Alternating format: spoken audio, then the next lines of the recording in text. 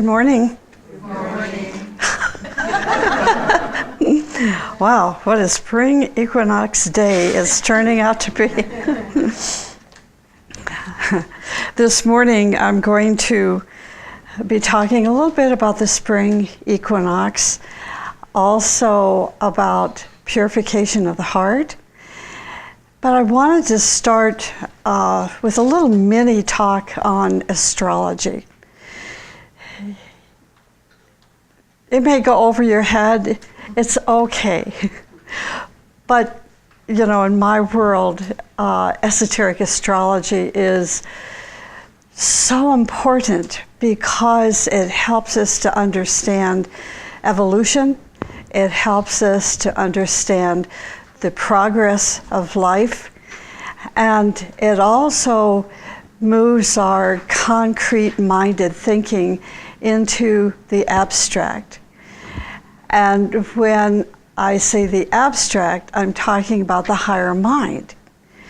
So when we move the light of our consciousness from the lower mind into the higher mind, there's a struggle because the concrete mind has been given knowledge, taught knowledge to think this way.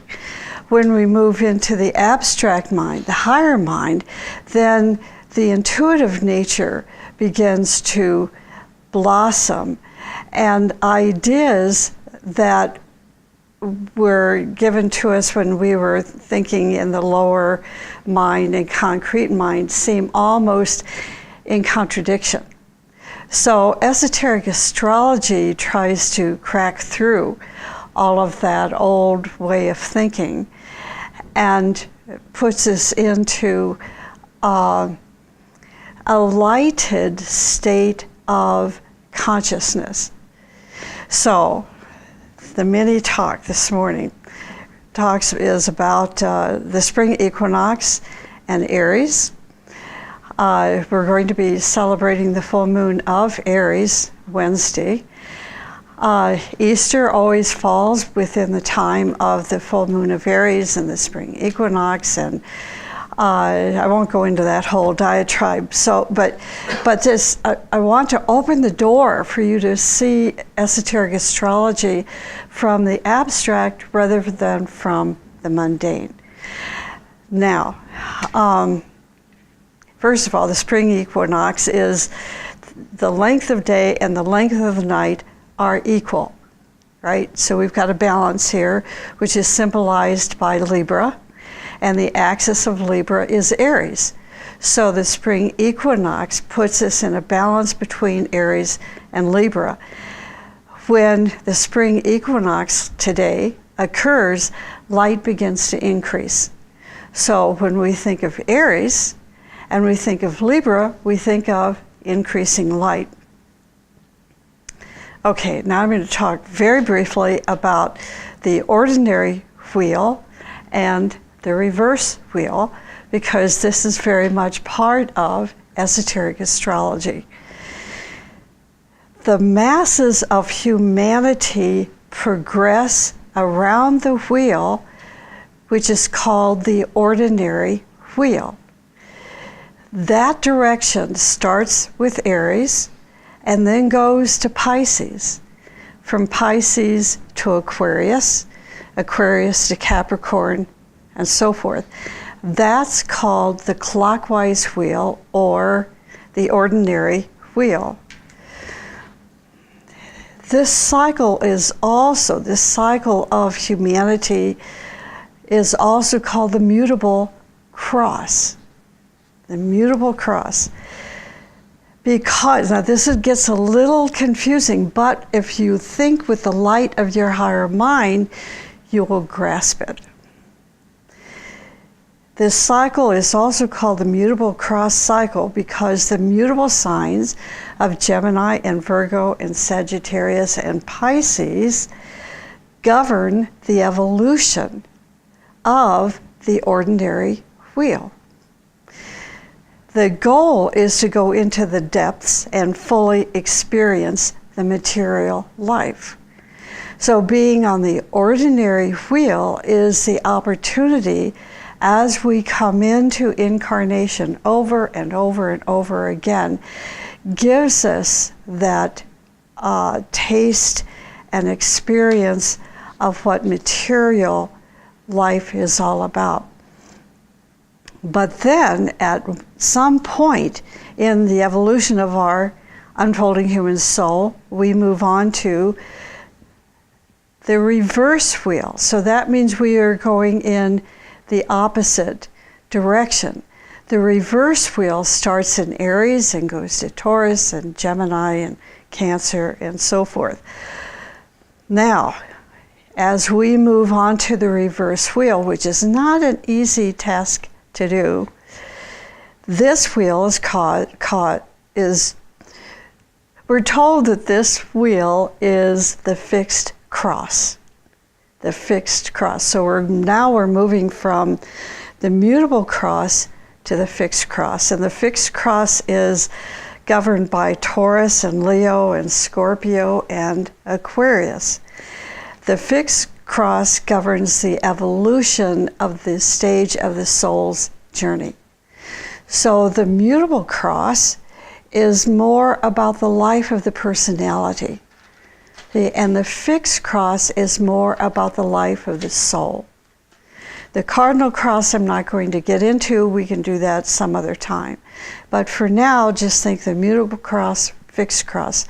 Now, if we're born in a mutable sign, that does not mean you're not on the fixed cross. And if you were born in a sign that's on the fixed cross, that doesn't mean that you're on the fixed cross. You may be on the mutable cross. Isn't that easy to understand? I know. That's why esoteric astrology is very challenging to study. If you study it with your concrete mind, it will be full of contradictions. But as you move your soul into the light of the higher mind, then we begin to think about energy and cycles and evolution. So, for example, as a disciple, we move or travel in a reversed direction, which impels us, let's say, back to our spiritual origins. So we're going down, and now we're going back up, back to the Father's home. And that's what being on the reverse wheel means. Now, if the soul is on the mutable cross, this represents the ego. So the light of the ego is increasing. So by the time this little divine spark reaches the end of the many, many incarnations of being on the mutable cross, that person, that soul, is going to have a huge ego. Why? Because during all its incarnations and travel and journey through the energies of the mutable cross, the light of the soul was increasing, meaning the soul, the ego, was increasing, becoming identified with what life is about, what being on the planet is about, experiencing the dense form, what all of that is about. Interesting, huh? Then the arrival of the summer solstice sees the crowning glory of the personality development.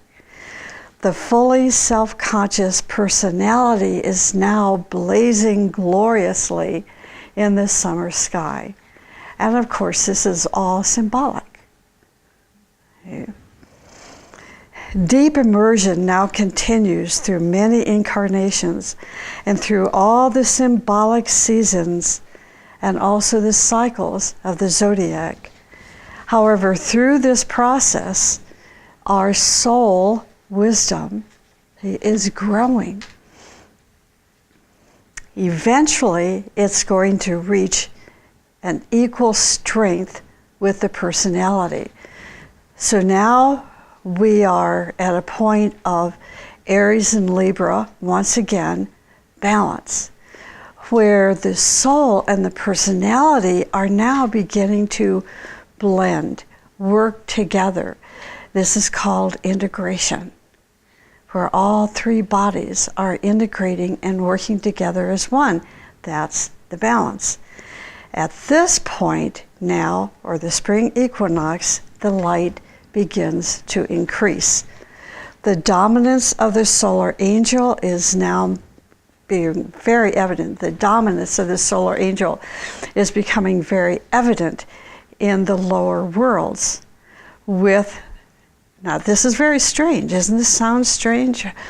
I mean, if you're studying, you've spent as much time as many of us have reading about the solar angel, studying about the solar angel, thinking about the solar angel, and then we come across this phrase, the dominance of the solar angel in the lower worlds is evident. We usually don't equate the lower worlds with the solar angel, but see, it makes sense because the light and love and power of the solar angel is now permeating through the entire physical, etheric, emotional, mental body. And when this takes place, it's like this illuminating, initiating, beautiful, fiery energy evokes from our unfolding human soul all of its potential, its creative talents, the potential that many dream of but don't believe that it will ever be realized. And as this light now begins to increase, that individual or that group or that nation now has this, they're almost driven, almost compelled to serve. So a creative person, artistic person, talented person at this point of the Aries-Libra balance, that light is increasing, their talents, their creativity, their service is measured by the plan of hierarchy, not by the dominance of me. Get it? Okay, it's a little M, me. So at this point, now this solar angel, in all of its glory, beautifies the outer life. And what that means is that the Christ spirit within us now blossoms. So the festival of Easter is celebrated at this time, the festival of the risen, living Christ. See how that all ties together? It's just so beautiful. For me, and for many of us, Aries, the day of the spring equinox is a time of new spiritual beginnings. It is the opening of a new chapter. It can be the opening of a new chapter in our life if we are allowing our thinking process to function in the light of the higher mind. That's important. The evocative energies of Shambhala at this time become more active in our consciousness. There are certain windows of opportunity to increase or release more light from our soul, especially during Aries and Taurus and Gemini, these three festivals. And since we are but a few days away from the first festival, which is Aries, which is this Wednesday, we need to, it's like over these next few days, to really think about what do I want to let go. It's time to let go of the old and to start anew. So today is Sunday. We have Sunday and Monday and Tuesday, and Wednesday is the big moment. You know, this is the time where you have these days, Sunday, Monday, Tuesday, of letting go of the old. So what our challenge is to determine what is the old and the superfluous that we want to let go of now so that the new can move in. Today, if you feel compelled to do so, create a new plan for your spiritual ascent so that we do not take a step backwards. We want to move ahead. So this is the time to do it, starting with the spring equinox, the full moon of Aries, going into Taurus and Gemini. If we take a step backwards, it means that we are dipping back into the concrete mind. We are becoming more and more enslaved with the personality life. We become more involutionary than evolutionary.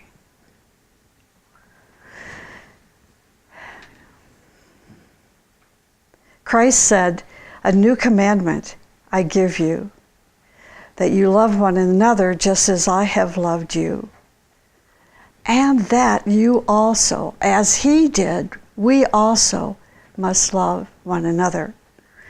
He said, "By this every man shall know that you are my disciples." The longer we are on a spiritual path, the more we must check our humility gauge. Are we increasing in humility? This means, are we increasing in light? See, that strong ego is the one that's still building the personality. The vanities, the glamours, the illusions are what are constructing the nature of one's personality. But as that light increases, this is when our humility begins to build. So this is why I use this phrase, we must check our humility gauge. So we can measure our humility alongside the increasing light or increasing darkness. Is our heart nature expanding? This is the time to check it out. Is our heart nature expanding? Or have we fallen into the rabbit hole of darkness and self-delusion, or of a kind of cold-heartedness? See, some people think that, and they really misunderstand it, if they're extremely intelligent and they have an emotional life that's controlled, that this makes them an advanced spirit. But that's illusion. What makes a person an advanced spirit is not cold-heartedness, it's warm-heartedness. Humility, we read this in Torquem Sardarian's writings, humility is found in knowing who you are and who you are not. And that's a great seed thought. A lot can be revealed to you. So, now, at this particular time of the spring equinox energies and the full moon of Aries this Wednesday, we all, each and every one of us, have an opportunity to open a new chapter to the spiritual life, which for us is the transformative life. So we're on this path of transformation. This is what White Mountain is all about. Our teachings are all about, is being in the path of transformation. It is a time for us on this path of living a transformative life to start a new cycle. Do not let past failures and mistakes chain you to the past. The dark forces love to put chains on us. But as our light is increasing, we don't want those chains anymore. So, living the transformative life, opening a new chapter in our life, new beginnings, challenges us to remove these chains. We don't want to let any present darkness chain us to the past. To do something for yourself, you are going to know what kind of things are still chaining you to the rock. Think of Prometheus. Okay. You are going to examine the chain of Prometheus. You are going to find out what that chain is. Now, in a very simple way, these are things you're most likely not even thinking about, but why don't you come to the meetings? You know, it's like in Prescott, we have members in White Mountain that don't come on Sundays for various reasons. Maybe it's a good reason, but that's a chain. Why come to a meeting? Because the meeting is energized with the plan and vision and progress of the group. So if we're sitting at home on our couch in front of our computer or our iPad, bring yourself back into this energy that will evoke the light, more light from you, even if it's uncomfortable. And I guarantee you it will be uncomfortable because light reveals the darkness. But come to this blessed sanctuary. It took us 30 some years to finally earn the right to have a debt-free, mortgage-free sanctuary. Here we are, here it is. It's holy, it's blessed, it's beautiful. Why stay at home on your dirty old couch when you could come to the new? See? I'll get some emails from that, I'm sure. So all of us have past mistakes and failures. Sometimes they chase after us and they chain us and keep us on the same level of consciousness for decades. And when these things happen, and if we don't make adjustments to accommodate for this darkness, then we become mired down and the darkness increases. So we're going to the past. What does it mean to become mired down in increasing darkness? It means mental health problems. Truly, when you know, I've been around the planet now enough times that I'm of an age that I can see those older people whose light has increased. And they have more joy and more wisdom and more sense of future than a person who is 25 or 35. Or that old fuddy-duddy that you don't want to be around because they're so ugly and depressed. And they just don't see life as being sacred. They have become mired down in their chains. And then the mental health begins. Mental health problems. So, this is kind of interesting to think about. As the light is increasing in us, it represents one of the most dangerous times for a disciple. Think about it, because light exposes the darkness. It reveals the change. And because it is painful, we want to run away from it. We will rationalize it, find reasons for the situations we find our lives in, not realizing that that rationalization is a chain. So, we are on the path of transformation, the path of change, of increasing light.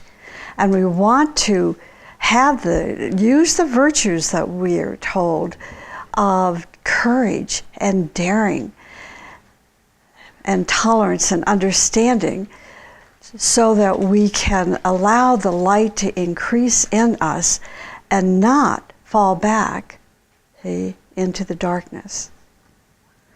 So let us become born again this year. To be born again means to have the power to release ourselves from the past and look for a new image. No matter what you were in the past, no matter what you were, try to destroy that image and become something new. So you may think you're pretty hot stuff, and why do I want to change my hot stuff image? I know it's funny, but seriously, subconsciously, people think this way. I don't need to change, look who I am. But we want to destroy that image and become something new and more beautiful, to realize and release this hidden potential that's in us. And that hidden potential is understood as the purpose of our life. So no matter what you were in the past, try to destroy that image and become something new.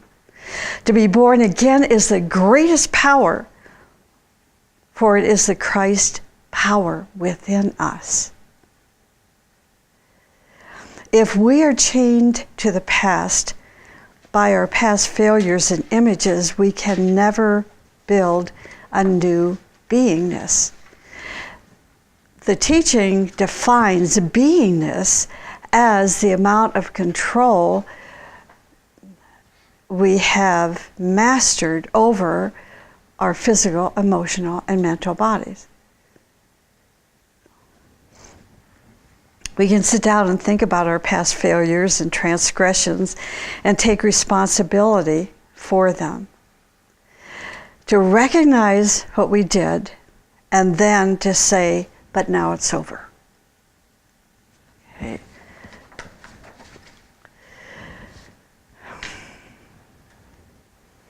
So now this year at this time, we can make a breakthrough to a new cycle in our life, our transformative life.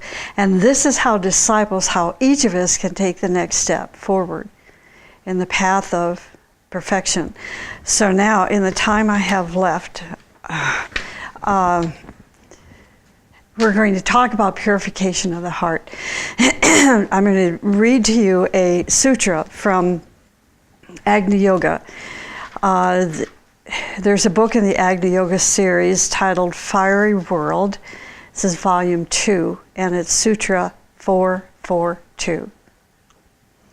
It says this: someone says that he wishes to attain cosmic consciousness. This is a master talking, right? And he's talking to, we know for sure that he was talking to Helena Rourke and Nicholas Rourke and their original group, knowing that this teaching was going to go out into the world and talk to humanity. So as I'm reading these words, we can imagine that one of the great masters is talking to us. And he is saying, someone says that he wishes to attain cosmic consciousness, but let him better think about purifying his heart. Let him not so much imagine himself as conqueror of the cosmos, but rather let him wish to cleanse his consciousness from dust. One cannot penetrate beyond the limits of the law without wishing to become transformed in the approach. Verily, the baker of bread, in both the spiritual and material sense, must not think only as to how to get his own fill. Interesting, huh? So, cosmic consciousness is important, and we may want to strive for it, but to get there, we must first purify the heart. As a man thinketh in his heart, so is he. The Master says one cannot penetrate beyond the limits of the law without wishing to become transformed in the approach. The law of life. The important thing is that when people aspire to expand their consciousness and come in contact with higher currents of energy, think about this now, higher currents of energy. We're moving into this cycle of higher currents of energy flowing into our life. Don't just approach this time of year the way you did when you were 14. That's 14 and 15, Saturn return. There's so much we could talk about. We want to penetrate into higher states of consciousness and beingness, but to do that requires some work on our part. We can't just sit and om our day through. I wish that we could.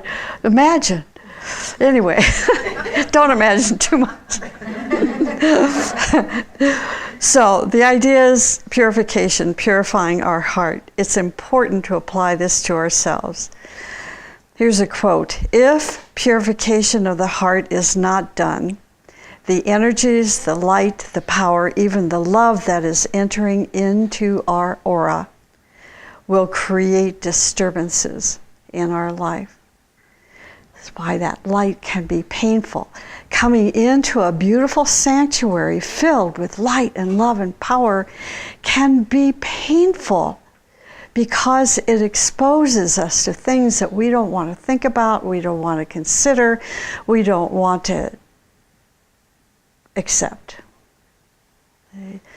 But you walk into the sanctuary and think of it as being a baptism of water or a baptism of fire, and that you are going to be blessed.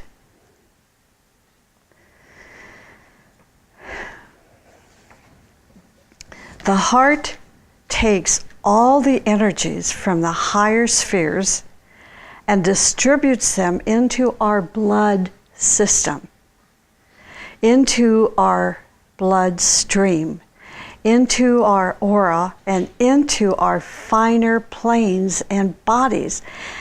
And this is what we want. But when we step into it, it's like, ouch, this really hurts. Something's wrong. I got to get out of here. No, it's like, stay, because this is your blessing. This is your blessing.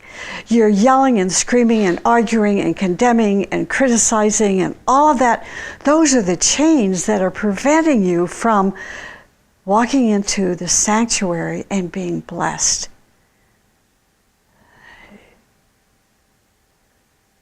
So we are going to examine during the upcoming 3 festivals, what are the things, we ask ourselves, what are the things we are going to purify from our hearts? This is very essential. If our heart is not purified, we cannot think clearly.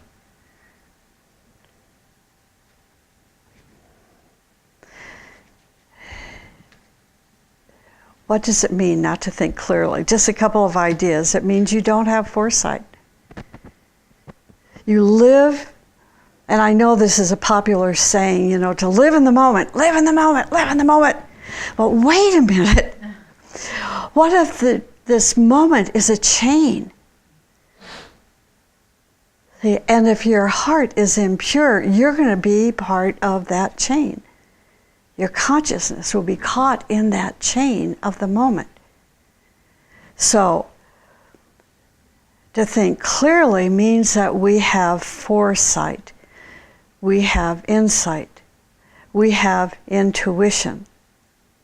We can have lots of knowledge, but suddenly we realize that our knowledge, our position, is being used in the wrong way because our heart is not pure. To have a pure heart means that the center of spiritual advancement and progress is in our heart. The center of the spiritual advancement And progress is our heart. It's in our heart. This is why Master Moria says, here we give the teaching of the heart, which is the axis of all progress. You can see this in your homes, in the group, that if there is any heartless person, things go wrong. A darkened heart, a heart that is not pure, emanates germs and destructive microbes. So the first thing we are really going to work on is our heart. If we do not have the foundation of a pure heart, we are building our buildings on sand. So this instruction this morning of what we're going to let go and start anew, hopefully is going to help all of us to realize purification of the heart is priority. Letting go of the chains. Have the courage, the daring to go into the light.